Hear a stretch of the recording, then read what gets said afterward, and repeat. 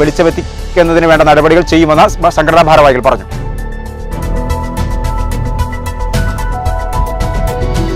കേരളത്തിൽ ഇന്നും പരക്കെ മഴ പെയ്യും. 14 ജില്ലകളിലും യെല്ലോ അലർട്ട് പ്രഖ്യാപിച്ചു. കഴിഞ്ഞ ദിവസം വരെ പെയ്ത മഴയിൽ മലപ്പുറം ജില്ലയുടെ മലയോര മേഖലകളിൽ പുഴകൾ കരകവിഞ്ഞു. ദുരന്ത സാധ്യതയുള്ള പ്രദേശങ്ങളിലുള്ളവർക്ക് ജാഗ്രതാ നിർദ്ദേശം നൽകിയിട്ടുണ്ട്.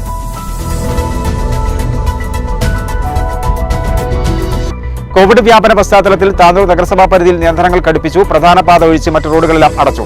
പോലീസ് പരിശോധന കർശനമാക്കി. പരിശോധനകളുടെ എണ്ണം കൂട്ടിയതായും കൂടുതൽ പേർക്ക് വാക്സിൻ നൽകുന്നതിനുള്ള നടപടികൾ ആരംഭിച്ചതായും നഗരസഭാ ചെയർമാൻ പി ഷംസുദ്ദീൻ പറഞ്ഞു.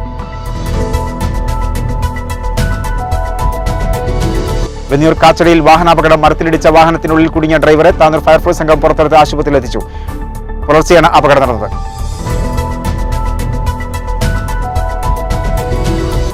ജലാശയ അപകടങ്ങൾ വർദ്ധിക്കുന്ന സാഹചര്യത്തിൽ ജാഗ്രത പുലർത്തണമെന്ന് താനൂർ അഗ്നിരക്ഷാ നിലയം സ്റ്റേഷൻ ഓഫീസർ എം രാജേന്ദ്രനാഥ് അറിയിച്ചു.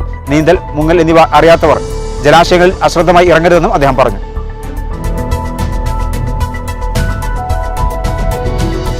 നിറമത്തൂർ government higher secondary school digital library ആരംഭിച്ചു. ജില്ലാ പഞ്ചായത്ത് അംഗം വി കെ എം ഷാഫി ഉദ്ഘാടനം ചെയ്തു.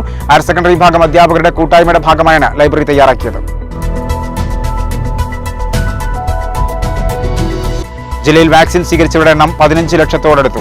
14,76,002 പേർ കോവിഡ് പ്രതിരോധ വാക്സിൻ സ്വീകരിച്ചതായി ആരോഗ്യ വിഭാഗം അറിയിച്ചു. 4,20,350 പേരാണ് 2 ഡോസും സ്വീകരിച്ചത്.